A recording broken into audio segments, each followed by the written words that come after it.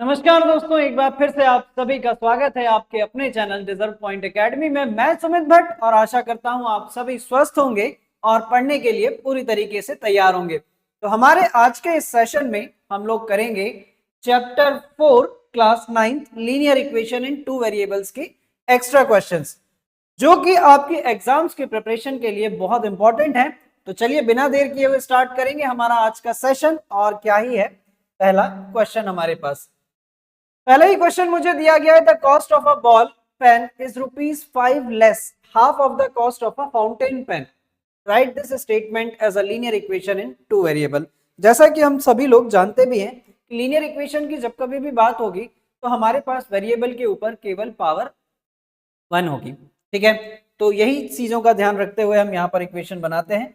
तो पहली ही इक्वेशन जो मुझे बनानी है, यहाँ पर बोला गया है cost of a ball pen is ₹5 less half of the cost of a fountain pen. तो यहाँ पर मैंने क्या किया, let the cost of fountain pen, cost of fountain pen be x. और क्वेश्चन के अकॉर्डिंग हमारे पास बॉल पेन की कॉस्ट क्या हो जाएगी, cost of ball pen, cost of ball pen जो है इसको यदि अगर हम y मान लें, है ना, तो क्वेश्चन में बोला गया है कि जो बॉल पेन की कॉस्ट है यानी कि y बराबर फाउंटेन पेन के आधे यानी कि 1/2x और इससे भी कितना ₹5 कम, है ना, ये है।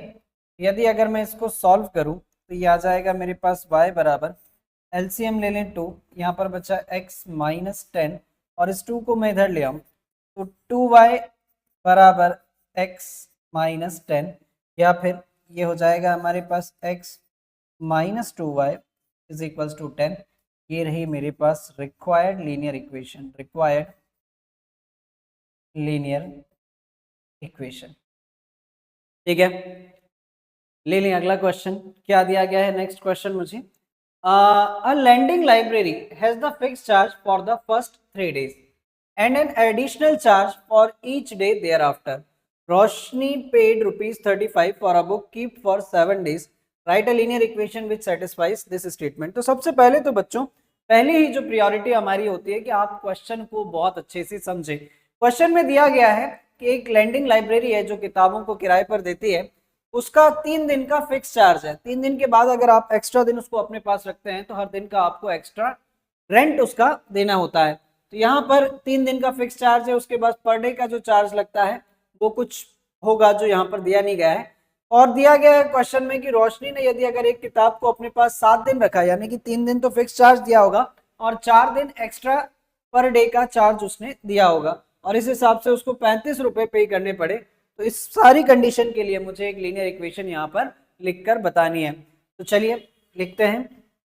यहाँ पर सबसे पहले यदि अगर मैं फिक्स चार्ज की बात करूं, let the fixed charge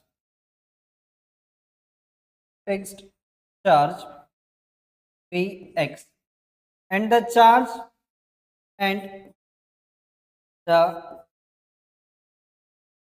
charge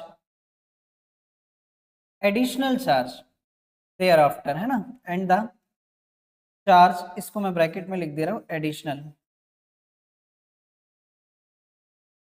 there after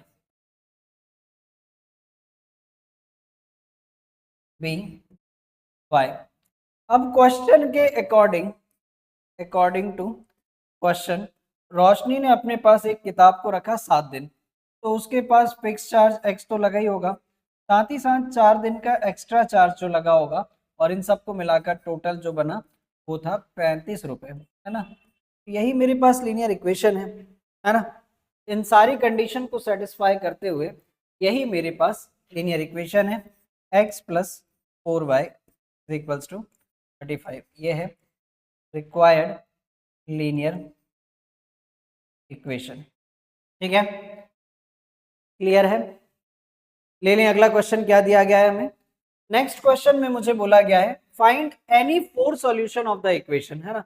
जब कभी भी हमें लीनियर इक्वेशन दी गई है दो वेरिएबल में 4x + 3y = 12, तो इसके इनफाइनाइट सॉल्यूशंस हो सकते हैं, क्योंकि यहाँ पर एक वेरिएबल दूसरे पर डिपेंड है। आपने जैसे जैसे उसकी अलग अलग वैल्यू रखते जाना है, वैसे वैसे अलग अलग करस्पॉन्डिंगली आपको उसकी डिफरेंट डिफरेंट वैल्यूज मिलती जानी है। तो इस इक्वेशन के मैं इनफाइनाइट सॉल्यूशंस यहाँ से निकाल सकता हूँ, लेकिन क्वेश्चन में उन्होंने कहा है कि केवल 4 सॉल्यूशन निकाल कर बता दीजिए। तो लीजिए निकालते हैं हम यहाँ पर इस इक्वेशन के 4 सॉल्यूशन। यहाँ पर मुझे दिया गया है 3y = इसको अगर मैं इधर ले जाऊं तो 12 - 4x। अब हम इसकी अलग अलग वैल्यू के लिए अलग अलग y की वैल्यू निकालेंगे, या फिर y बराबर भी ऐसा कर लीजिए 12 - 4x/3। अभी यदि अगर मैंने एक बार when x = 0 रखा तो y की वैल्यू मुझे कितनी मिलेगी, then y = 12/3 4। तो फाइनली हमारे पास सॉल्यूशन क्या हो गया, x की वैल्यू 0 रखने पर y की वैल्यू क्या आ रही है 4। पहला सॉल्यूशन मुझे ये मिल गया। दूसरे सॉल्यूशन के लिए अगर हम बात करें तो यदि अगर मैं एक बार यहाँ पर x की वैल्यू 0 तो हमने रख लिया है, 1 रखेंगे तो 12 - 4 8 हो जाएगा। ठीक है, रखते जाते हैं हम लोग। यहाँ पर एक बार मैंने x की वैल्यू 1 रख ली, तो देन y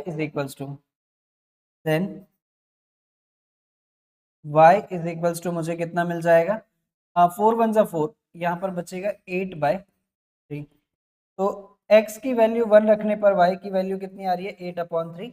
ये आ गया मेरे पास दूसरा सॉल्यूशन। इसी तरीके से मैं एक बार x की वैल्यू यहाँ पर 2 रख लेता हूँ, देन y की वैल्यू मुझे क्या मिलेगी, 4 2 जा 8, 12 में से 8 जाएगा 4 बचेगा, यानी कि यहाँ पर आ जाएगा 4/3। तो x की वैल्यू 2 रखने पर y की वैल्यू कितनी आ रही है 4/3। इसी तरीके से यदि अगर मैं एक बार x बराबर 4 रख लूँ, x बराबर 2 तो रख लिया, 3 रखते हैं।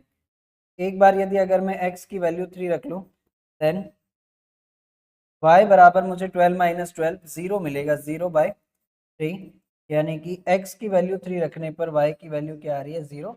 और ये रहे हमारे पास रिक्वायर्ड 4 सॉल्यूशन, रिक्वायर्ड 4 सॉल्यूशन, है ना। वैसे तो इनफाइनाइट होते हैं, तो यहाँ पर रिक्वायर्ड लिखना भी जरूरी नहीं है, 4 सॉल्यूशन काफी है ना।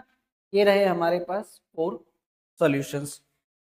क्लियर है, तो लेते हैं फिर अगला क्वेश्चन। क्या ही दिया गया है हमारे पास। नेक्स्ट क्वेश्चन में हमसे बोला गया है when 3 times the larger of two numbers is divided by the smaller then the quotient and remainder are 2 and 7 respectively, form a linear equation in two variables for the above and give its two solution। ठीक है, तो सबसे पहले तो हम यहाँ पर जो इक्वेशन बनाएंगे वो कैसे बनाएंगे, इस बात को आप लोग ठीक तरीके से समझ लीजिए। सबसे पहली चीज तो यदि अगर मैंने यहाँ पर 24 को 5 से डिवाइड किया, है ना, ये पूरा मैकेनिज्म कैसे काम करता है इसको पहले समझ लेते हैं। यदि अगर मैंने इसको इससे डिवाइड किया तो 5 4 जा 20, यहाँ पर मेरे पास बचा रिमाइंडर 4। तो इस बात को हम लिखते कैसे, ये रहा डिविडेंड जिसको मैंने डिवाइड करा, ये रहा मेरे पास डिविडेंड। डिविडेंड को मैंने किससे डिवाइड किया है 4 से, और क्वोशिएंट मेरे पास कितना आया 4, है ना, सॉरी 5 से डिवाइड किया है मैंने, इसको मैंने 5 से डिवाइड किया है। तो 5 इंटू क्वोशिएंट प्लस रिमाइंडर, ऐसे हम इस बात को लिखते हैं और इसी को हम लोग बोलते हैं रिमाइंडर थ्योरम। तो यहाँ पर भी जब हम हमारे केस की अगर बात करें तो मुझे दिया गया है ना, मुझे जिसको डिवाइड करना है, सबसे पहले तो हम उन दो नंबर्स को मान लेते हैं, let the larger number be x and smaller number be y, है ना। तो वो कह रहे हैं हमसे कि 3 times of the larger number, इसको डिवाइड किया गया is equals to smaller number से, और 2 क्या था हमारे पास क्वोशिएंट, और इसमें हम क्या जोड़ते थे रिमाइंडर। तो ये तो आ गई मेरे पास रिक्वायर्ड इक्वेशन जो इन सारी कंडीशन को सेटिस्फाई कर रही थी। अब साथ ही साथ उन्होंने हमसे कह दिया है कि आप इसके 4 सॉल्यूशन भी निकाल कर बताइए। तो चलिए हम इसके सॉल्यूशन भी निकाल लेते हैं, और सॉल्यूशन निकालने के लिए मुझे इक्वेशन को थोड़ा सा स्टैंडर्ड फॉर्म में लिखना जरूरी है। तो 2y बराबर ये कितना हो जाएगा हमारे पास 3x माइनस 7, या फिर y बराबर हमारे पास बचेगा 3x माइनस 7 ओवर 2। अब इसके बिहाफ पर मैं 4 सॉल्यूशन निकालता हूं इसके। तो सबसे पहली चीज, तो when x is equals to 0, अगर मैंने x की वैल्यू एक बार 0 रख ली तो y की वैल्यू मुझे कितनी मिल जाएगी, -7/2, -7/2। फाइनली मेरे पास सॉल्यूशन क्या हो गया, 0, -7/2 है ना। अब इसकी जरूरत नहीं, मैं इसको रफ कर ले रहा हूँ, इसकी जरूरत नहीं है। तो ये हो जाएगा मेरे पास 0, -7/2 व्हेन, एक बार x की वैल्यू 1 रख लेते हैं तो y की वैल्यू मुझे कितनी मिल जाएगी, x की वैल्यू अगर मैंने यहाँ पर 1 रखी तो 3 1 जा 3, 3 में से 7 जाएगा -4, -4/2। तो हम इसको लिख सकते हैं -2। तो x की वैल्यू 1 रखने पर y की वैल्यू कितनी आ रही है, -2। और उन्होंने हमसे 2 ही सॉल्यूशन मांगे थे, है ना, 2 ही सॉल्यूशन हमसे मांगे थे। तो इसको बोल सकते हैं हम इसके सॉल्यूशन, या फिर हमारे क्वेश्चन का आंसर होगा। क्लियर है?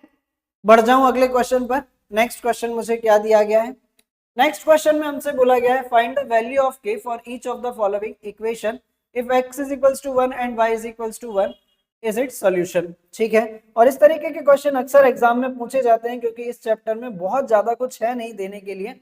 इस तरीके के क्वेश्चंस का इंपॉर्टेंस थोड़ा सा बढ़ जाता है। लीजिए करते हैं इन दोनों ही क्वेश्चन को। यहाँ पर मुझे दिया गया है पहली इक्वेशन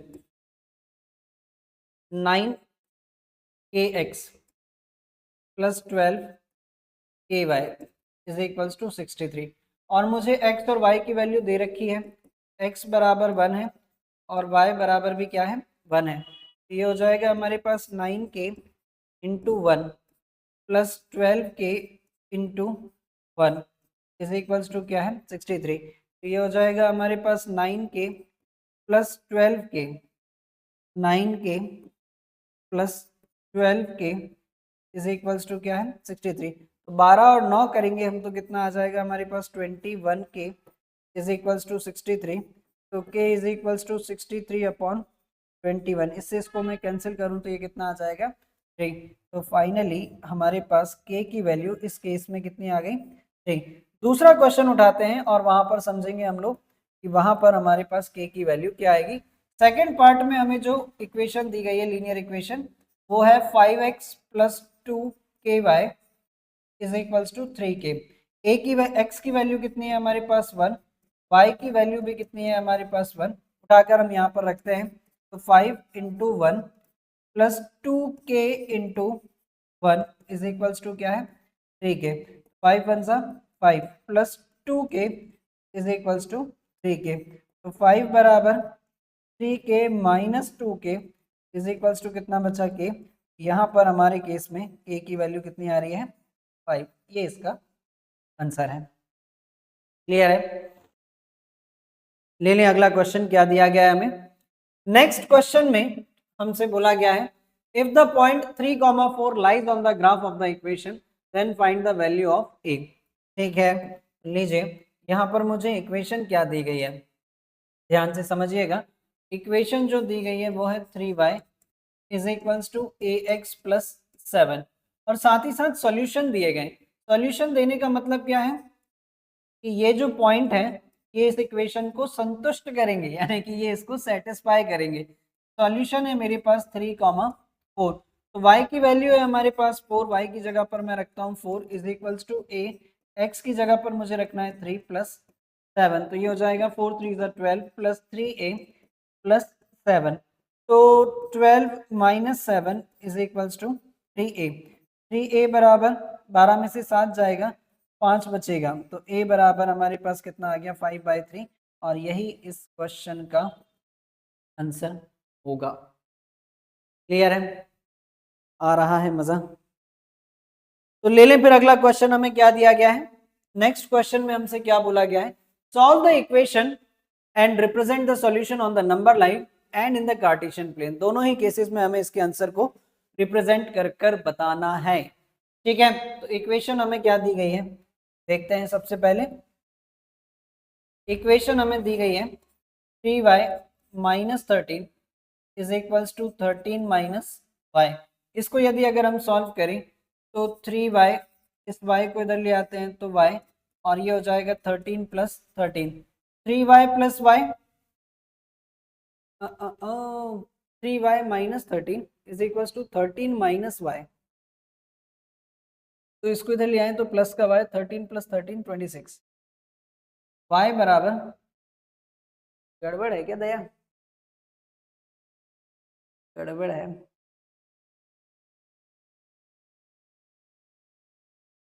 ये 3 है, इनमें से एक कोई जो है वो 3 है,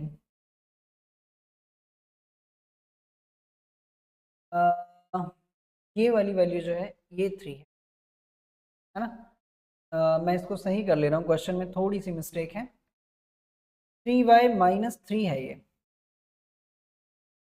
3y माइनस 3, ठीक, इसको भी आप लोग सही कर लीजिएगा, अदरवाइज ये आंसर हमारा सही नहीं आएगा। चलिए मैं पूरा ही लिख देता हूँ फिर से, यहाँ पर क्या होगा, 3y minus 3 is equals to 13 minus y, तो ये हो जाएगा हमारे पास 3y plus y is equals to 13 plus 3, 3y plus y कितना हो जाएगा हमारे पास 4y, 13 प्लस 3 अगर हम करेंगे तो कितना आ जाएगा हमारे पास 16, तो y बराबर 16 ओवर 4, ये बचेगा हमारे पास फाइनली 4।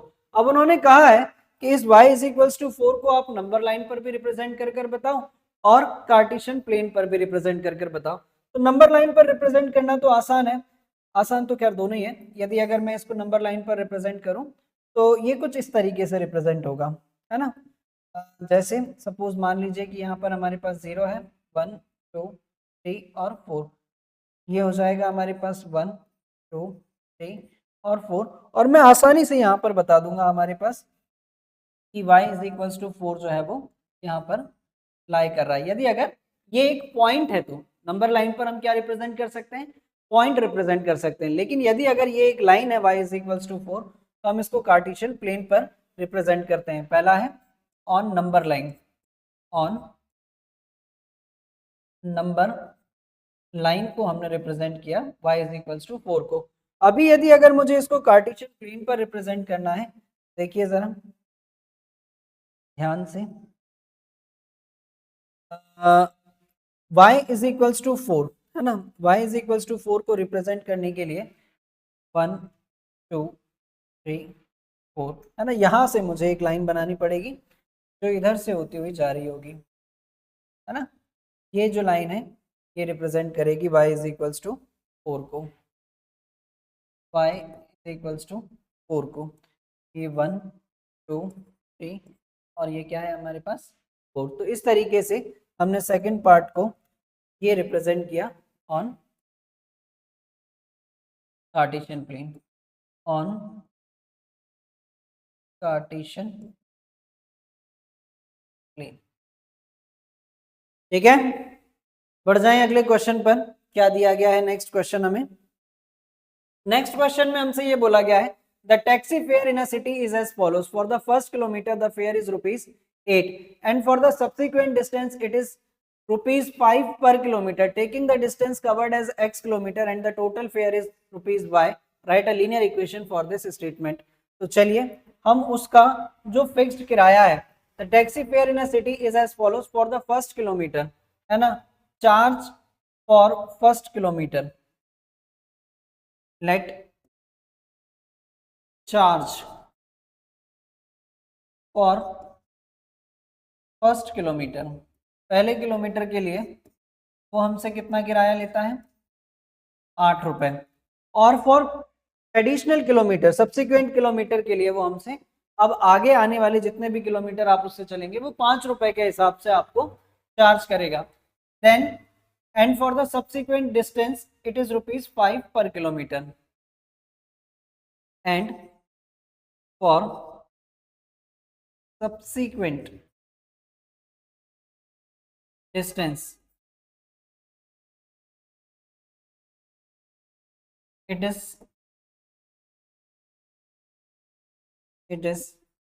₹5 पर किलोमीटर, है ना। अब यहाँ पर एक कंडीशन दे दी गई है। कंडीशन में हमसे क्या बोला गया है कि कोई अगर उसकी टैक्सी से x किलोमीटर चलता है और टोटल किराया बनता है y, तो आप इस बात को लीनियर इक्वेशन के फॉर्म में कैसे रिप्रेजेंट करेंगे। तो देखिए जरा, यहाँ से यदि अगर मुझे इसको लीनियर इक्वेशन के फॉर्म में रिप्रेजेंट करना है तो टोटल किराया बन रहा है उसका y रुपीज, है ना। और पहले किलोमीटर का वो कितना चार्ज कर रहा है, 8 रुपए।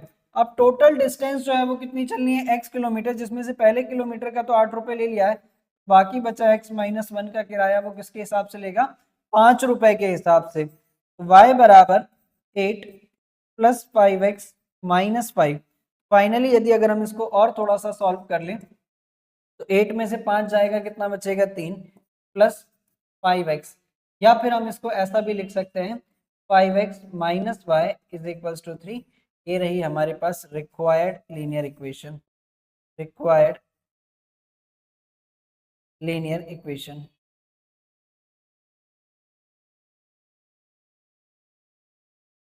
ठीक है, क्लियर है। तो ले लें अगला क्वेश्चन, क्या दिया गया है फिर हमें, is the point 0,3 lies on the line.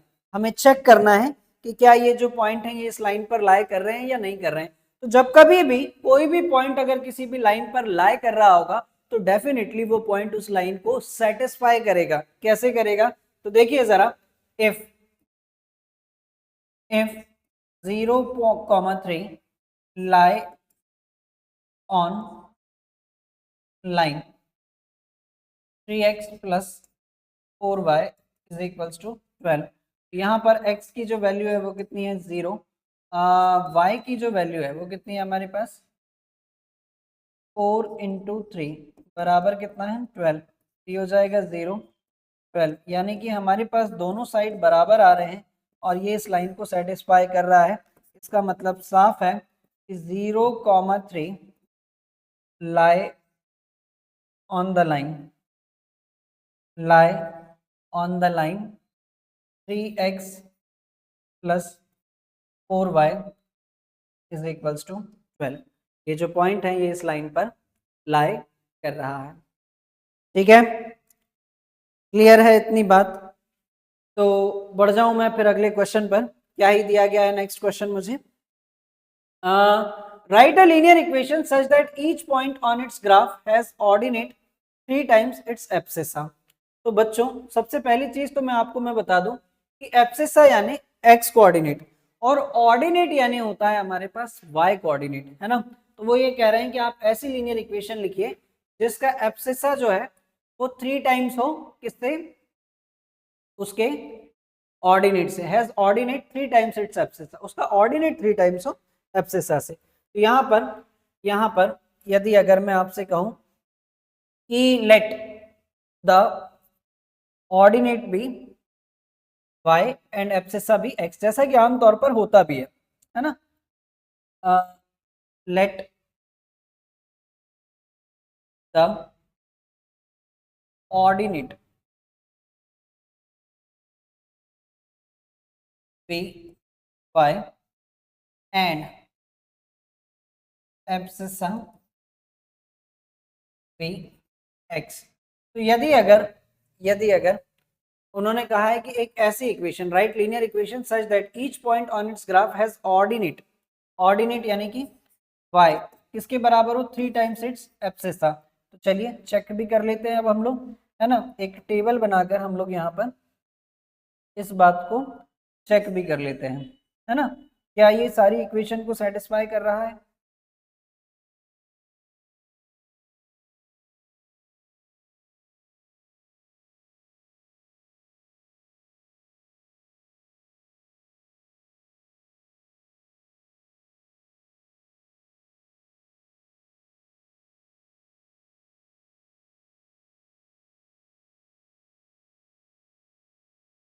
क्या ये सारी लाइन को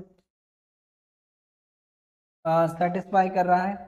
तो लीजिए यहाँ पर x ये y और यहाँ पर हम पॉइंट्स ले लेते हैं। तो यदि अगर मैंने x की जगह पर 0 रखा, है ना, तो y भी मुझे क्या देगा, 0 0,0।